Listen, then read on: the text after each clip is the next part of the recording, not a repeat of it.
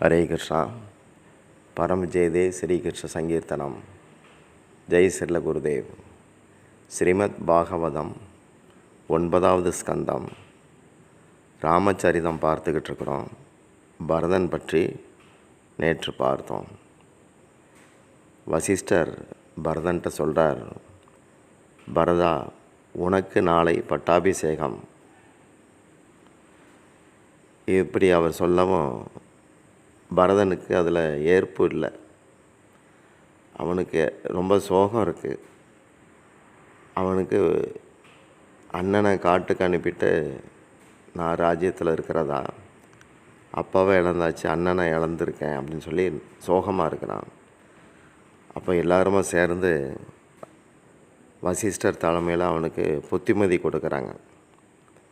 சோகப்பட சில காரணங்கள் இருக்குது, அதெல்லாம் உனக்கு பொருந்தலை அப்படிங்கிறாங்க. ஒரு பிராமண சாஸ்திர விஷயங்களில் மந்தமாக இருந்து உலகியல் விஷயங்களில் உற்சாகமாக இருந்தால் அதுக்கு சோகப்படலாம். அடுத்து ஒரு வைசியன் தானம் செய்யாமல், அதிதிகளை உபசரிக்காமல், இறை நினைப்பும் இல்லாமல் இருந்தால் அதுக்காக சோகப்படலாம். மோகத்தால் கர்ம மார்க்கத்தை விட்டுட்டு சம்பாதிக்காமல் இருக்கிறாங்க சில குடும்பஸ்தர்கள், அதுக்கு சோகப்படலாம். குடும்ப பொறுப்பை மனசில் ஏற்றுக்காமல் சம்பாதிக்காமல் இருக்கிற குடும்பஸ்தன் தண்டிக்கப்பட வேண்டியவன். அதே போல் சம்பாதிக்கிற சன்னியாசிகளும் தண்டிக்கப்பட வேண்டியவங்க. கணவன்கிட்ட கபடம் செய்பவள், கலகத்தை விரும்புகிறவா, தான் தோன்றியாக நடக்கிறவா, இப்படிப்பட்ட பெண் சோகத்துக்கு காரணமாக இருக்கலாம். அதில் சோகப்பட காரணம் இருக்குது. தன்னுடைய நேரத்தையும் செல்வத்தையும் கெட்ட வழியில் பயன்படுத்துகிறவன், மற்றவங்களுக்கு தீமை செய்கிறவன், சரீர போஷணத்திலேயே அதிலே அதாவது உடல் தேவைகளே மூழ்கி கிடக்கிறவன், பேரளவுக்கு கூட பக்தி இல்லாதவன், இவன் இது விஷயமாக ரொம்ப சோகப்படணும். இப்படி வருந்துறதுக்கு பல காரணங்கள் இருக்கும்போது தசரத மகாராஜாவுக்காக ஏன் வருந்தணும்? அவர் உண்மையான ராம பிரேமையோடு இருந்தார். இப்போ வசிஷ்டர் சொல்கிறார், பரதா, வனவாச காலம் இருக்குது, அதை முடிச்சுட்டு ராமன் திரும்பி வந்த பிறகு உன் விருப்பப்படி நடந்துக்க. ஆனால் நாளைக்கு நாங்கள் உன்னை அரியணையில் ஏற்றுறதாக இருக்கிறோம். இன்று அயோத்தி தலைவன் இல்லாமல் அனாதையாக இருக்குது. நீ அதை தலைவன் உள்ள நாடாக மாற்றணும். கௌசல்யாவும் இதை ஆதரித்து தான் பேசுகிறாங்க. பரதன் கண்ணீரோடு சொல்கிறான், தந்தை சொர்க்கம் போயாச்சு, அண்ணன் காட்டுக்கு போயாச்சு, இந்த நிலையில் நான் ராஜ்யத்தை ஏற்றுக்க முடியுமா? இங்கே நடந்த எல்லா அனர்த்தங்களுக்கும் நானே காரணங்கிற போது என்னால் இந்த இந்த ராஜ்யத்தை ஏற்றுக்கிறது ரொம்ப கஷ்டம். என்னை வச்சு மக்களுக்கு ஒரு பிரயோஜனமும் இருக்காது. நான் பிறக்காமல் இருந்திருந்தால் கூட இப்படி நடந்திருக்காது. ரகுநாதன் இல்லாமல் என்னால் எதையும் நுகர முடியாது. அப்படி நீங்கள் தந்தாலும் அது ஒரு வீண் முயற்சி. எனக்கு என் அண்ணனையும் அண்ணியையும் பார்த்தா மட்டுமே நிம்மதி கிடைக்கும். நான் கைகேயின் புத்திரன் அப்படிங்கிறதுனால அவளை விட அயோக்கியனாக இருக்கேன். ராமனுக்கு சேவை செய்கிறதுல தான் என் வாழ்வின் வெற்றியே இருக்கிறது அப்படின்னு சொல்கிறான். எந்த அரியணையில் ஒரு சமயம் பகிரத மன்னன் இருந்தானோ அதில் அமர எனக்கு தகுதி இல்லாமல் போச்சு. எனக்கு ஆணையும் அனுமதியும் கொடுங்க. நான் நாளைக்கு ராமன்கிட்ட போவேன். அவர் என்னோட அயோத்திக்கு வரணும். இது மாதிரி நீங்களும் பிரார்த்தனை பண்ணுங்கள். நான் ராமன்கிட்ட என்னுடைய பாவங்களுக்கு மன்னிப்பை கேட்பேன். அவர் என்னுடைய சுவாமி, நான் தொண்டன். பரதனுடைய இந்த வார்த்தைகளை கேட்ட அனைவருக்கும் பரதன் மேலே ரொம்ப நல்ல நம்பிக்கை வருது. இதனால் எல்லாரும் பரதனோட ராமனை தரிசிக்க ஏற்பாடுகளை செய்கிறாங்க. அந்த சபை கலைஞ்சது. நகரத்தில் உள்ள குழந்தைங்க முதல் முதியோர் வரைக்கும் ஆண் பெண் அத்தனை பேரும் ராமனை தரிசிக்கிற அவளோட காட்டுக்கு புறப்பட தயாராகிறாங்க. எல்லார் மனசுலேயும் எப்போ விடியும் அப்படின்னு ராமனை தரிசிக்கலான்னு சொல்லி அந்த பாவனையில் நிலச்சிருக்கிறாங்க. காத்தால அரச மாளிகையின் முற்றத்தில் நகரமே திரண்டு நிற்கிறது. அனைவருக்கும் ராமனும் சீதையும் அயோத்திக்கு திரும்ப போகிறாங்கங்கிற நம்பிக்கை வருது. பரதன் யார் விரும்பினாலும் என் கூட வரலான்னு சொல்லியிருந்தான். இதனால் வசிஷ்டரும் அருந்ததியும் முதல் ஆளாக நிற்கிறாங்க. தேரில் அமர்ந்துட்டாங்க. கைகேயும் கூட வாரா.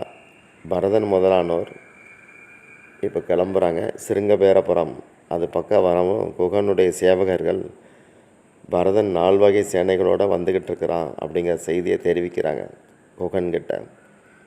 ராம் லக்ஷ்மணனோட போர் செய்ய வர்றானோ அப்படின்னு நினச்ச குகன் தன் இனத்தவருக்கு பரதன் கோஷ்டிகள் இந்த பக்கம் வந்து இடைஞ்சல் பண்ணக்கூடாது, அதுபடி பார்த்துக்கங்கன்னு சொல்லி கட்டளையிடுறான். அப்போது ஒரு முதியவர் குகன்கிட்ட, அதாவது இவங்கெல்லாம் காட்டுவாசிகள், அதில் ஒரு முதியவர் குகன்கிட்ட, ஒருவேளை பரதன் ராமணனை திருப்பி அழைச்சிட்டு போகலான்னு வந்திருக்க வாய்ப்பு இருக்கே அப்படின்னு சொன்னான். குகனும் அதை ஏற்றுக்கிட்டு அவசரப்பட்டு சச்சரவு பண்ண வேண்டான்னு சொல்லி முடிவெடுக்கிறான். பரதனை முதல்ல எதுக்காக வரான்னு விசாரிக்கிறதுக்கு ஒரு அமைச்சரையும் கூட்டிகிட்டு 2 பேருமா போகிறாங்க. முதல்ல தேரில் வசிஷ்டர் இருக்கிறத பார்த்தாங்க. அவரை விழுந்து வணங்குறான் குகன். வசிஷ்டர் பரதன்கிட்ட, ராமனுடைய அந்தரங்க தோழன் உன்னை பார்க்க வந்திருக்கிறான் பார் அப்படின்னு சொன்னார். தன்னுடைய அண்ணனுடைய சேவகன் அப்படின்னு கேட்டதும் பரதனுக்கு ஒரு சந்தோஷம். அப்போது குகன் பரதனை பரீட்சிக்க வேண்டி 3 விதமான உணவுப் பொருட்கள், முக்குணங்களுக்கு ஏற்ப, கீதையில் 17ஆம் அத்தியாயத்தில் இருக்குது. அதற்கேற்ற மாதிரி 3 விதமான உணவுப் பொருட்களை தன்னுடைய சேவகர் மூலமாக கொடுக்குறான். சத்துவகுண ஆகாரம், அதெல்லாம் கனி வர்க்கங்கள், இனிமையானது, ரசம் உள்ளது, ஆரோக்கியம் தரக்கூடியது. அடுத்து ரஜகுண உணவுகள், வறுத்தது, பொரித்தது, உலர்ந்தது, எரிந்தது அப்படி சொல்லுவாங்க. அடுத்து தமோகுண ஆகாரங்கள், மது, மாமிசம். இந்த 3லையும் பரதனுடைய பார்வை படவே இல்லை. எதில் படுமோ அத்தகைய குணம் பரதனுக்கு இருக்கும்னு அவனுடைய யோசனையாக இருந்துச்சு குகனுக்கு. ஆனால் பரதன் இந்த 3ஐயுமே பார்க்கலை. இந்த 3ஐயும் கண்டுக்காமல் குணங்களை கடந்த நிலையில் இருந்தான். அவனுடைய வாயிலிருந்து ராம ராம ராம அப்படிங்கிற நாம சப்தம் மட்டும் வருது. ராமனை சந்திக்கத்தான் போகிறார் அப்படிங்கிற நம்பிக்கை அத்தனை பேருக்கும் உண்டாச்சுது. அப்போ தன்னுடைய காட்டுவாசி மக்களை குகன் சொல்கிறான், அயோத்திவாசிகளை கனிகள் கிழங்குகள் கொடுத்து வரவேற்க ஏற்பாடு செய்யுங்க, நல்லபடியாக கவனிச்சுக்கங்க அப்படின்னு சொல்கிறான். குகன் பரதன்கிட்ட ராமன் ஓய்வு எடுத்த ஒரு ஆலமரத்தை காட்டுறான். பரதன் அந்த மரத்தை விழுந்து வணங்குறான். அந்த மரத்தடியில் தர்ப்பத்தாலான ராமன் படுத்திருந்த ஒரு பாய், அதையும் பார்த்து பரதன் வேதனைப்பட்டான். என் அண்ணி எவ்வளவு கஷ்டப்பட்டிருப்பாங்கன்னு இன்னும் அவனுக்கு வருத்தமாக இருக்குது. இதற்கெல்லாம் நான் தானே காரணம் அப்படின்னு வருத்தம். அன்று ராத்திரி அங்கேயே தங்குறாங்க. அதுக்கப்புறம் கால்நடையாக நடந்து செல்ல முடிவெடுத்தாங்க. பரதனுடைய பக்தி தாசிய பக்தி. நடந்து நடந்து பரதனுடைய கால்கள் கொப்பளங்கள் ஆயிடுச்சு. ஆனாலும் வாகனத்தில் அவன் ஏறலை. பரதன் போகிற வழியில் எந்தெந்த மரங்களை நதிகளை பார்த்தானோ அதுகள்கிட்டலாம் எனக்கு ராமன் தேவை அப்படின்னு சொல்லி பிரார்த்திக்கிறான், வணங்கி பிரார்த்திக்கிறான். அடுத்து பரத்வாஜ் முனிவர் ஆசிரமம் வந்தது. பரதன் அங்கே அந்த முனிவரை பார்க்கறதுக்கு முன்னே, என்னுடைய அம்மா கைகேயி என் முகத்தில் கரியை பூசியிருக்கா, நான் எந்த முகத்தை கொண்டு சாதுக்கள்கிட்ட காட்டுறது, இப்படி ஒரு வேதனை அவனுக்கு வருது. சாதுக்களுடைய தொடர்பு கிடைக்காத வரைக்கும் யாத்திரையில் பிரயோஜனம் வராது. பரதன் பரத்வாஜ் முனிவருடைய ஆசிரமத்துக்கு உள்ளே போகிறான். முனிவர் அவன்கிட்ட ஆறுதல் சொல்கிறார், துயரப்படாத, இதெல்லாம் இறைவனுடைய லீலை, நீ பாக்கியசாலி. ராமபிரான் பரதனை மாதிரி ஒரு சகோதரன் கிடைக்க மாட்டான் அப்படின்னு தான் ராமபிரான் இப்போவும் நினைக்கிறார். சகோதர அன்பின் தன்மையை நிலைநாட்ட நீ ராமனை அழைச்சிட்டு போகலாம் அப்படின்னு வந்திருக்கிற. இது நல்ல விஷயம். அப்போ பரதன் சொல்கிறான், எல்லா சாதனைகளுக்கும் ராம தரிசனம்தான் பலன் அப்படிங்கிறான். என்னென்ன, அதாவது அவனுக்கு வேதனை தாங்காமல் பரத்வாஜர்கிட்ட கண் கலங்கி, நாமெல்லாம் வாழ்கிறோம், ஆன்மீகமாக என்னென்ன செய்கிறோமோ அதுக்கெல்லாம் ராம தரிசனத்துக்காக தான். அதை இழந்த பிறகு என்ன வாழ்க்கை, இப்படி நான் தேவையில்லாமல் ஒரு சங்கடத்தை உருவாக்கியிருக்கேனேன்னு வருத்தப்பட்டான். அப்போ பரத்வாஜர் சொல்கிறார், எல்லா சாதனைகளுக்கும் ராம தரிசனம் தான் பலன் சொல்கிற, என்னை பொறுத்த வரைக்கும் ராம தரிசனத்தின் பலன் தான் நீ அப்படிங்கிறார். ஏன்னா முதல்ல ராமன் வந்து போனார், அதுக்கப்புறம் நீ வந்திருக்கிற. அப்போ பரதன் சொன்னான், பல அனர்த்தங்கள் நடக்க நான் காரணமாகிட்டேனே அப்படிங்கிறான். பரத்வாஜர் சொல்கிறார், துயரப்படாத, வனத்தில் சாதுக்களுக்கு அரக்கர்களால் பல தொல்லைகள் நடந்துக்கிட்டு இருக்கு, அதை சரி பண்ண ராமன் வனத்துக்கு வந்திருக்கிறார். இப்போ பரத்வாஜர் அவர்கிட்ட நிறையா சித்த சக்தி உண்டு, அதிசயங்கள் நிறைய பண்ணுவார். அதையெல்லாம் பயன்படுத்தி அத்தனை பேரையும் உபசரிக்கிறார். இறைவனை தேடி செல்கிறவங்களுக்கு சித்த சக்திகள் உதவிக்கு வரும் அப்படின்னு தெரியுது. அன்றைக்கி அனைவரும் அங்கே தங்குறாங்க. நள்ளிரவில் முனிவர் எழுந்திருச்சு பரதன் என்ன பண்ணுறான்னு சொல்லி பார்க்குறார். அவன் உண்ணாமல் உறங்காமல் மூக்கு நுனியில் பார்வையை நிறுத்தி சீதாராம் சீதாராம்னு நாமஜபம் பண்ணிக்கிட்டு இருக்கான். அதை பார்த்துட்டு போயிட்டார். மறுபடியும் முனிவர் விடிய காலையில் வந்து பார்க்குறார். அப்பவும் உறங்காமல் நாமஜபத்தில் இருந்தான். பக்தனுக்கு உலக போகங்கள் பிணி மாதிரி. உலகில் இனிப்பு இருக்கிற வரைக்கும் பக்தி வராது. போகமும் பக்தியும் ஒரே இடத்துல இருக்க முடியாது. பக்தி சுலபம் அப்படின்னு நினைக்கிறாங்க, பார்க்கறதுக்கு சுலபம், ஆனால் நடைமுறையில் அதில் பெரிய தவம் இருக்குது. வடமொழியில் காம அப்படிங்கிற சொல்ல 2 எழுத்துக்கள் உண்டு.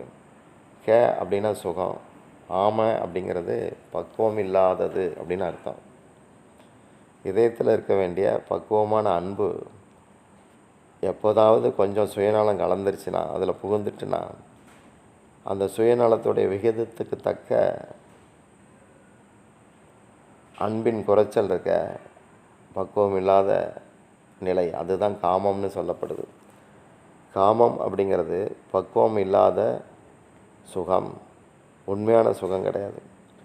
ஒரு செல்வந்தனுடைய மகன் விலை மாதின் மோகத்தில் சிக்கி கிடந்தான். அப்பா அவங்கிட்ட சொல்கிறார், இந்த கெட்ட சகவாசத்தை விட்டால் உனக்கு நல்ல பெண்ணோடு நான் திருமணம் செய்து வைக்கிறேன்னார். மகன் சொன்னால், முதல்ல அதுக்கு ஏற்பாடு செய்யுங்க, உடனே விட்டு விடுறேன் அப்படிங்கிறான். தந்தை சொன்னார், அது எப்படி கிடைக்கும், கெட்டது எவ்வளோ மோசமானதுன்னு தெரியுது, அதை விட்டால் தானே அதை வச்சு நல்லதுக்கு ஏற்பாடு செய்ய முடியும். இப்படி அவனுக்கு அறிவுறுத்தி பார்க்குறார். நம்முடைய நிலைமையும் இதுதான். சாதாரண வெத்தலைப்பாக்கு, மூக்குப்பொடி, காபி, டீ இதுகளையே விட்டுவிட துளி அளவு கூட விருப்பமும் முயற்சியும் கிடையாது. ஆனால் நான் பக்தி பண்ணுறேன், ஆனந்தம் வரலை அப்படிங்கிறாங்க. பரதனுடைய தியாகம் உத்தமமானது. அஷ்ட சித்திகளும் பரதனுக்கு சேவை செய்ய தயாராக இருக்குது. ஆனாலும் அது பக்கம் அவன் பார்வையை திருப்பலை. வைராக்கியம் இல்லாத போது பக்தி தேவி அழுறா. பரதனுடைய ஒரே விருப்பம் ராம தரிசனம். பாகவத கதை ஞானத்தையும் வைராக்கியத்தையும் கொடுக்கிறது. பரதன் பரத்வாஜ் முனிவரிடம், தந்தை இறந்ததிலோ கைகேயின் களங்கத்தினாலோ நான் கவலைப்படவில்லை. ராமனின் துக்கத்துக்கு காரணமாகி விட்டேனே என நான் துக்கப்படுகிறேன். இதைத்தான் வசிஷ்ட முனிவரிடம் சொன்னேன் அப்படிங்கிறான். பரத்வாஜர் சொல்கிறார், பரதா, ராமன் உன்னிடம் எத்தனை அன்பாய் இருக்கிறான் என்று எனக்கு தெரியும். அவன் உன் பேச்சை கேட்பான். பக்த பிரியன், சுதந்திரன் அல்ல. இந்த ஆற்றங்கரையில் சீதையும் ராமனும் நீராடச் சென்றபோது அவர்களுக்கு நான் தான் சங்கல்பம் செய்வித்தேன். சங்கல்பத்தின் போது பரதகண்டே என்று கூற வேண்டிய இடத்தில் ராமனின் கண்கள் நனைந்து விட்டன. என்னிடம் ராமன் என் பரதனின் நினைப்பு வருகிறது என்று சொன்னான். இதை உனக்கு நான் நினைவுபடுத்துகிறேன். நீ ராம பக்தர்களில் உயர்ந்தவன். உன்னை வரவேற்பது கவனிப்பது எனது கடமை. இப்படி பரத்வாஜர் சொல்கிறார். அவருடைய ஆசிரமத்தில் காமதேனு கோமாதா இருக்கிறாங்க. கோசேவா நடக்கிறது. பசுக்கிட்ட உள்ள விசேஷம் என்னென்னா, புல்லை தின்னுட்டு பால் தருது. இது எவ்வளோ பெரிய விஷயம், இதை யாரும் யோசிக்கலை. இந்த அருமை தெரியாமல் முட்டாள்தனமாக எல்லாரும் நாய் வளர்த்துக்கிட்டு இருக்காங்க, பசு வளர்க்காமல். அளவு கடந்து நாய்களோட பழகுறாங்க. காரில் அதை தூக்கிட்டு ஊர் சுற்றுறாங்க. நாயோடவே பழகினா அடுத்த பிறவியில் அதாத்தான் பிறக்கணும். ஒரு ஸ்லோகம் இருக்குது வேதங்களில், பிருஷ்டே பிரம்மகலே விஷ்ணுர் முகே ருத்ரக பிரதிஷ்டதக மத்திய தேவகணாக சர்வே ரோமகோபே மகரிஷயக. பசு உடம்புல இருக்கிறவங்கள பற்றி சொல்லும்போது இப்படி வருது. பசு சேவை நடக்கிற இடத்துல பசுஞ்சாணம் மெழுகப்படும் வீட்டில் லக்ஷ்மி தங்குறாங்க. பசுஞ்சாணம் மெழுகப்படாத வீடு கழிவறைக்கு சமம்னு சொல்லப்பட்டிருக்கு. இன்று மக்கள் கழிவறையில் தான் வசிக்கிறாங்க. அதனால தான் வீட்டுக்குள்ளேயே அதை கட்டி வச்சுருக்கிறாங்க. வீட்டுக்குள்ளேயே அது இருக்கிறதுனால நினச்ச நேரம் எழுந்திரிச்சிக்கலாம். காத்தாலே எழுமணும், காலை கடன் பண்ணணுங்கிற அந்த பாரம்பரியம் போயிடுச்சு. இது ஆங்கிலேயனுடைய சதி. பிரம்ம முகூர்த்தத்தை வீணடிக்க இப்படி ஒரு திட்டம். பசுஞ்சாணத்தில் லக்ஷ்மியும் கோமியத்தில் கங்கையும் வசிக்கிறாங்க. புனிதத்துடைய மொத்த சக்தியும் இதுகளில் தங்கியிருக்கு. பசுஞ்சாணத்துலேயும் கோமியத்துலேயும் நோயும் அண்டாது, உள்ளமும் ஆரோக்கியமாக இருக்கும். நம்முடைய ஸ்கின், தோல் இருக்க, அதில் இருக்கிற மிகுதியான வெப்பத்தை பசுஞ்சாணம் ஈர்க்கும். யாருக்கு அந்த மாதிரி ட்ரை ஸ்கின் இருக்கோ, தோல் காஞ்சி போகுதோ, அவங்க பசுவோட பழகியாச்சுன்னா அந்த தோல் வழுவழுப்பாக மாறும். பசு கூட பழகிறவன் 6 மாதத்தில் நல்ல சுபாவத்தை பெறுவான் அப்படின்னு சாஸ்திரம் இருக்குது. ஹரே கிருஷ்ணா.